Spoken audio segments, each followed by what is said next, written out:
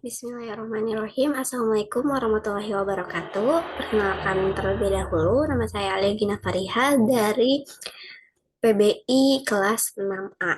Jadi di sini saya akan mempresentasikan mata kuliah BK pada pertemuan 7 yang mana mengenai tentang pelaksanaan bimbingan karir bagi siswa SMA. Baik, di sini saya memiliki beberapa poin, di antaranya yang pertama ada perkembangan remaja, kemudian prinsip pelaksanaan bimbingan karir, kemudian tujuan pelaksanaan bimbingan karir, kemudian metode pelaksanaan bimbingan karir, dan yang terakhir, pentingnya bimbingan karir.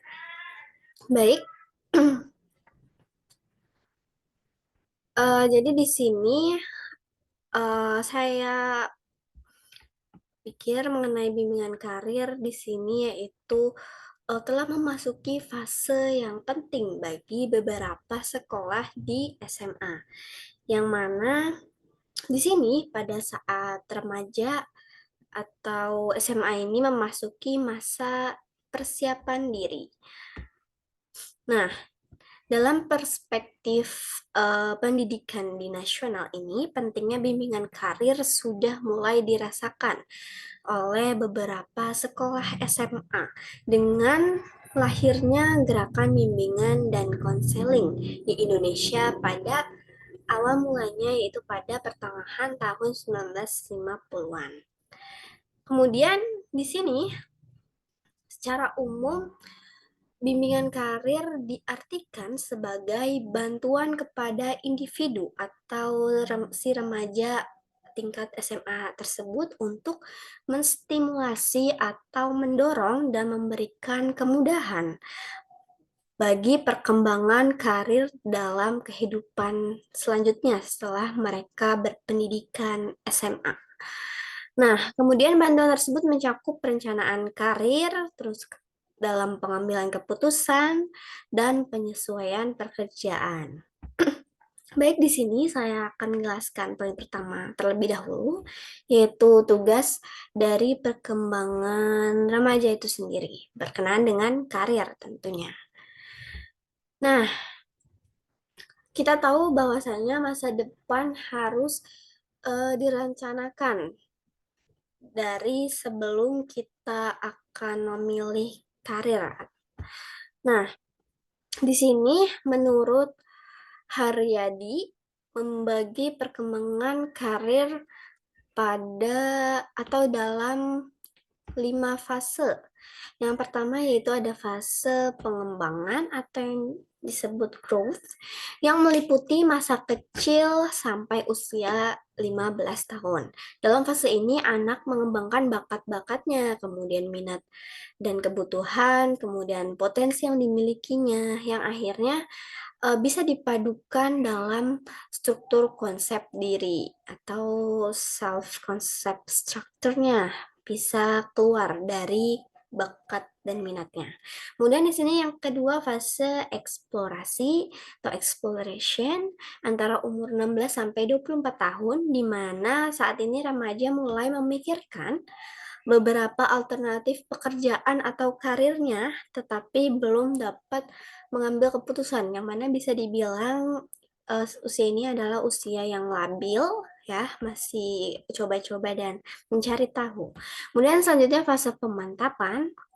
Di sini antara umur 25 sampai 44 tahun. Pada fase ini di sini manusia sudah memiliki karir tertentu dan mendapatkan berbagai pengalaman-pengalaman dalam hidupnya, maupun positif maupun negatif.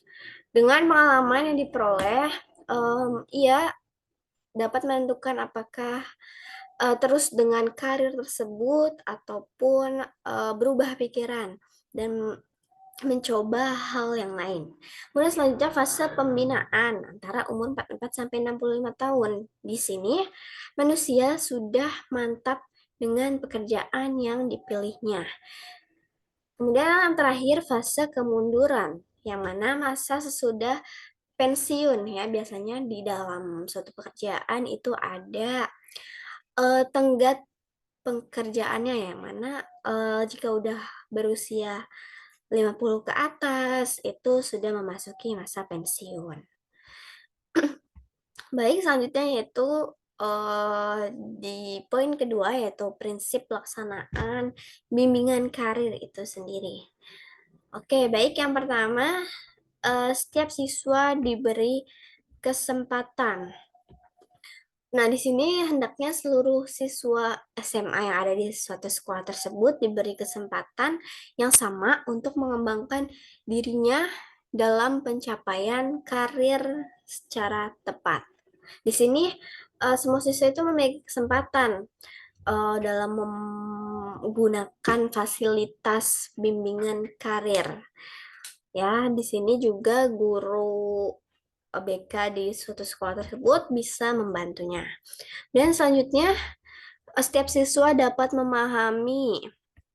Nah, di sini maksudnya yaitu siswa ini memahami bahwa karir itu adalah sebagai suatu jalan hidup yang penting untuk mereka lalui gitu, atau ini tuh merupakan persiapan diri dalam hidup mereka untuk ke jenjang selanjutnya nanti.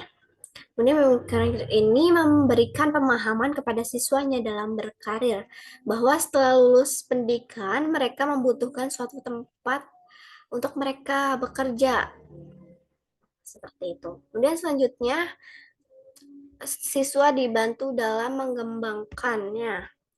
Di sini hendaknya siswa itu dibantu oleh guru BK-nya dalam mengembangkan pemahaman yang cukup mengenai karir itu sendiri atau mengenai kepribadian mereka sendiri untuk merencanakan karir ke depannya. Dan selanjutnya, setiap siswa diberi pemahaman antara pendidikannya dengan karir. Ya, di sini dibantu untuk memperoleh pemahaman tentang hubungan antara pendidikan yang sedang dijalaninya dengan karirnya kelak. Kemudian selanjutnya, kesempatan menguji konsep. Oke, di sini berbagai peranan dan keterampilannya guna mengembangkan nilai-nilai dan norma-norma yang memiliki aplikasi bagi karir di masa depannya. Kemudian yang keenam, program bimbingan karir di sekolah hendaknya diintegrasikan secara fungsional. Maksudnya yaitu program bimbingan dan konseling pada khususnya. Yang mana program materi bimbingan karir dalam menyampaikan integrasinya dengan materi bimbingan konseling, jadi kebersamaan secara fungsional pada saat guru itu menyampaikan mengenai bimbingan konseling dan juga mengenai karir. Dan selanjutnya, program bimbingan karir di sekolah hendaknya berpusat di kelas, yang mana dengan koordinasi oleh pembimbing tentunya disertai partisipasi orang tua bisa dan kontribusi dari masyarakat. Kemudian yang terakhir, memberikan pelayanan ganda. Maksudnya di sini diberikan nggak hanya dari kelas 12 aja, melainkan diberikan pada saat kelas 10 atau kelas 1 hingga kelas 3 di SMA tersebut. Jadi, si siswa ini memiliki atau mempunyai kesempatan yang sama dalam memperoleh bimbingan dan konsisten. Baik, selanjutnya, poin selanjutnya yaitu tujuan pelaksanaan bimbingan karir. Di sini menurut Soekardi adalah membantu siswa dalam pemahaman dirinya dan lingkungannya, dalam pengambilan keputusan, kemudian perencanaannya, dan pengarahan kegiatan-kegiatan yang mengarah kepada karir, dan cara hidup yang memberikan rasa kepuasan karena sesuai dengan dirinya atau dengan kepribadian si anak tersebut. Kemudian serasi dan seimbang dengan dirinya dan lingkungannya tentunya. Baik, di sini sedangkan tujuan khusus yang menjadi sasaran bimbingan karir pada di SMA diantaranya yang pertama agar siswa dapat meningkatkan pengetahuan tentang dirinya sendiri, jadi bisa tahu nih apa sih yang diinginkan oleh dirinya sendiri. Kemudian selanjutnya agar siswa dapat meningkatkan pengetahuan tentang dunia kerja, jadi siswa ini bisa tahu dunia kerja itu gimana aja, misalnya di dokter itu gimana aja, pasti beda dengan dunia kerja di bidang bisnis. Kemudian selanjutnya agar siswa dapat mengembangkan sikap dan nilai diri sendiri dalam menghadapi pilihannya. Jadi bisa menentukan sikapnya, misalkan sudah ada dalam dunia kerja tertentu. Kemudian selanjutnya agar siswa dapat meningkatkan keterampilan berpikir agar mampu mengambil keputusan. Jadi ini melatih para siswanya untuk bisa mengambil keputusan dan mempertanggungjawabkannya. Dan yang terakhir agar siswa dapat menguasai keterampilan dasar yang penting dalam pekerjaan, yaitu komunikasi, kemudian bekerja sama dalam kelompok atau tim, berprakarsa, dan sebagainya.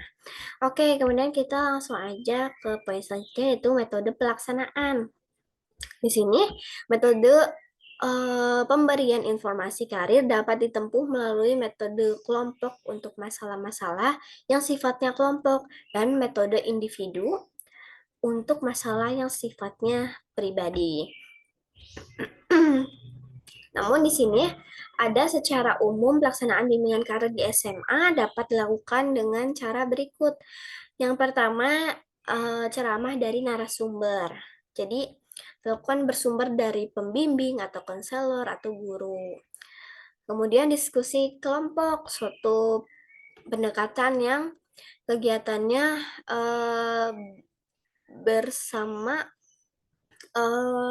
kelompok gitu. Jadi siswa juga berusaha untuk memperoleh kesimpulan setelah mendengarkan dari kemudian dari suatu pokok masalah yang dihadapi tersebut.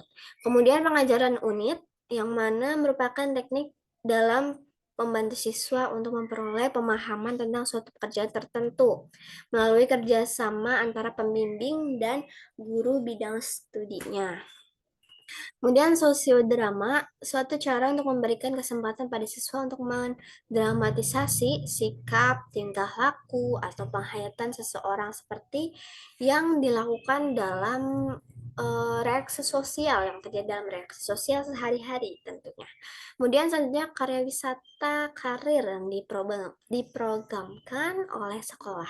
Jadi di sini berkarya wisata atau bekerja dan belajar sambil berwisata untuk membawa para siswa belajar dan bekerja pada situasi baru yang tentunya ada menyenangkan karena karya wisata.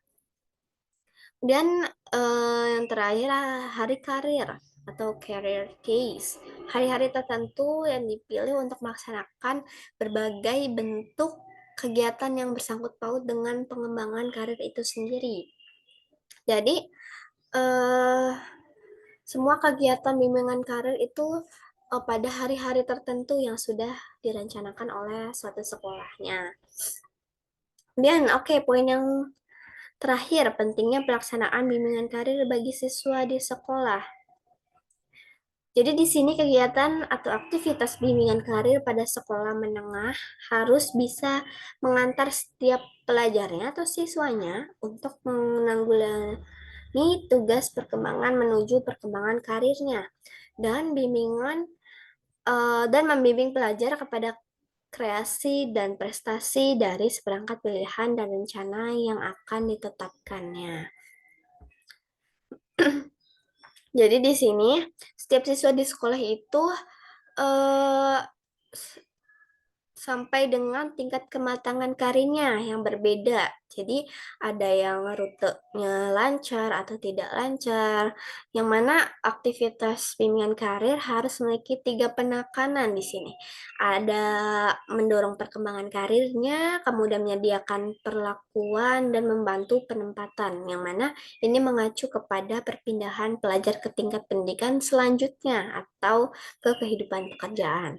Yang mana di SMA saya sendiri bisa menemukan bahwasanya guru BK di sana bimbingan karir itu yang mana misal siswa A ingin melanjutkan dengan kuliah, kemudian siswa B ingin melanjutkan langsung ke dunia kerja. Jadi masing-masing siswa ini memiliki atau keinginan yang berbeda gitu. Jadi di sini bimbingan karir menanggulangi tugas perkembangan setiap siswanya. Oke, sini hmm, terdapat 4 kegiatan bimbingan karir sebagai berikut. Yang pertama, pemantapan pemahaman diri berkenaan dengan kecenderungan karir, yang mana tadi saya sudah bilang kalau siswa A, siswa B itu berbeda keinginannya. Jadi dimantapkan dari keinginannya dalam kecenderungan karirnya. Kemudian selanjutnya pemantapan orientasi dan informasi karir pada umumnya. Jadi mencari tahu atau diberi pemahaman pada informasi karir yang akan dipilih pada siswa tersebut. Dan selanjutnya pemantapan pengembangan diri untuk pengambilan keputusan pemilihan karir sesuai dengan potensi yang dimiliki siswa tersebut. Jadi melihat lagi potensi siswa tersebut itu di mana dan kemudian si guru atau konselor pada sekolah tersebut menyarankan kepada siswa tersebut. Kemudian selanjutnya orientasi dan informasi terhadap dunia kerja dan usaha memperoleh penghasilan untuk memenuhi kepentingan hidup. Jadi di sini memberikan orientasi bagaimana dunia pekerjaan yang mana pentingnya itu komunikasi, kemudian kerjasama dalam tim, kemudian menghargai dan tanggung jawab dan lain-lainnya. Baik, saya rasa saya cukupkan untuk penjelasan mengenai pelaksanaan bimbingan karir bagi siswa SMA. Saya harap penjelasan ini bisa dipahami dan bisa memberikan manfaat bagi kita semua dalam pengetahuan bimbingan karir bagi siswa SMA itu sendiri. Terima kasih atas perhatiannya. Wassalamualaikum warahmatullahi wabarakatuh.